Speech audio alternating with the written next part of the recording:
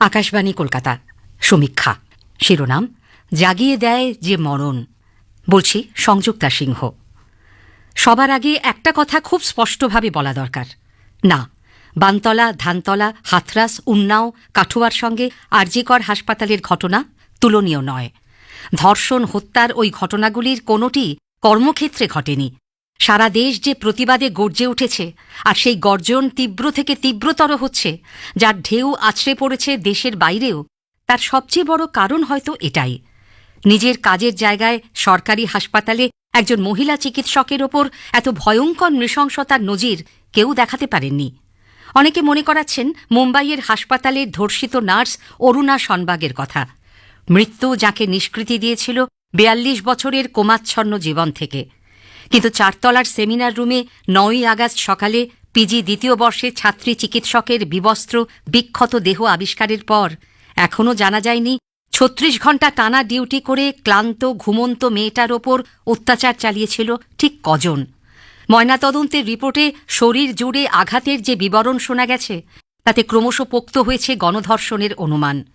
পুলিশের বড়কর্তা বা রাজ্যের সর্বময় কর্ত্রী প্রাথমিক তদন্ত পর্বের কুশলতা নিয়ে যতই বড়াই করুন, ঘটনা জানাজানি হবার পর হাসপাতাল কর্তৃপক্ষ এবং পুলিশের প্রতিটি পদক্ষেপ প্রকৃত সত্য ধামাচাপা দেবার সন্দেহ উস্কে দিয়েছে। কেউ কেউ বলছেন দৃশ্যতই দুর্বল চিত্রনাট্য। আদালতের নির্দেশে তদন্তভার সিবিআইয়ের হাতে যাবার পর অকুস্থলের কাছে ভাঙাভাঙি শুরু করা সেই কাঁচা চিত্রনাট্যেরই অংশ। সেমিনার রুমই প্রকৃত অকুস্থল কিনা এখন তো সেই প্রশ্নও উঠছে। তবে সোশ্যাল মিডিয়ায় একটা আহ্বান যে এত মেয়েকে ১৪ই আগস্ট মধ্যরাতে রাস্তায় টেনে আনবে, উই ওয়ান্ট জাস্টিস গর্জন কলকাতা শহরের রাজপথ ছাপিয়ে ছড়িয়ে যাবে রাজ্যের সর্বত্র, চিত্রনাট্যকার হয়তো তা অনুমান করতে পারেননি, করা সম্ভবও ছিল না। অনেকে বলছেন সেই আশ্চর্য অভূতপূর্ব দৃশ্য শাসকের স্নায়ুর ওপর কতটা চাপ সৃষ্টি করেছিল, ওই রাতে আরজিকর হাসপাতালে গুন্ডাবাহিনীর তাণ্ডব তার প্রমাণ। কিন্তু তাতে জনরোষ আরও বেড়েছে।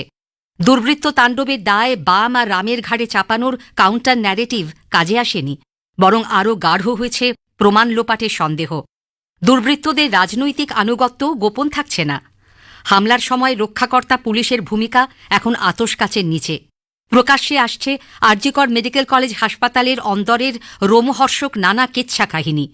সোশ্যাল মিডিয়ায় ভেসে বেড়াচ্ছে অনেক অডিও ক্লিপ, ভিডিও। কোনটা সত্যি কোনটা ভুয়ো যাচাই করার উপায় নেই। প্রয়োজনও মনে করছেন না সবাই। শিউরে উঠছেন। মেয়েটাকে কি তবে এই চক্রের হাতেই মরতে হল? এত নৃশংসতা কি কোনো আক্রোশবশত? না হলে প্রথমে আত্মহত্যা কেন বলা হবে? খুনের অভিযোগ দায়ের হবে না কেন? মৃত মেয়েকে দেখার জন্য মা বাবাকে কেন অপেক্ষা করতে হবে ৩ ঘণ্টা?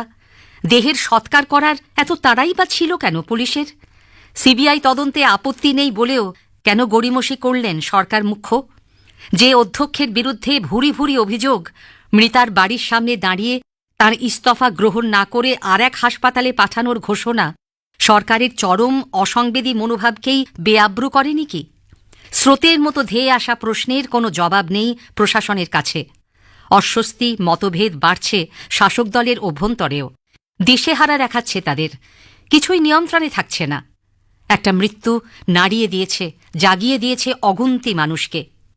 জানতে ইচ্ছে করে শাসক দলের দোর্দণ্ড প্রতাপ বাহুবলী নেতা আর তার দলবলের দীর্ঘ শোষণ আর অত্যাচারের বিরুদ্ধে বাঁশ লাঠি ঝাঁটা হাতে সন্দেশখালী যে মহিলারা রুখে দাঁড়িয়েছিলেন, যাদের তুমুল বিক্ষোভের সামনে হাতজোড় করে ভুল স্বীকার করতে দেখা গিয়েছিল পুলিশ কর্তাদের, যে স্বতঃস্ফূর্ত গণরোষ ফায়দা সর্বস্ব রাজনীতির কানাগলিতে পথ হারিয়েছিল, প্রতিদিনের বেঁচে থাকার সংগ্রামে বলদর্পীদের কাছে অপমানিত লাঞ্ছিত সেই প্রান্তিক নারীদের কাছে কি পৌঁছেছিল রাত দখলের বার্তা? তাঁরাও কি একাত্মবোধ করেছেন ন্যায়ের দাবিতে জনগর্জনের সঙ্গে?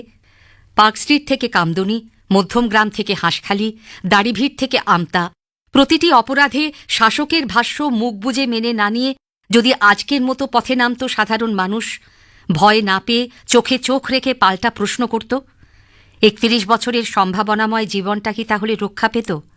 চিত্রনাট্য কি তবে অন্যরকম হতো? কে জানে। সমীক্ষা শেষ হল। বললাম সংযুক্তা সিংহ। আকাশবাণী কলকাতা, গীতাঞ্জলি। এখন খবর।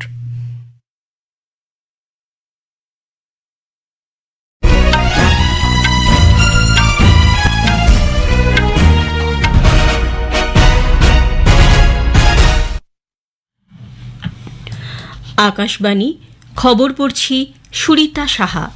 বিশেষ খবর, সুপ্রিম কোর্ট নিজে থেকে কলকাতার আরজিকর হাসপাতালে চিকিৎসা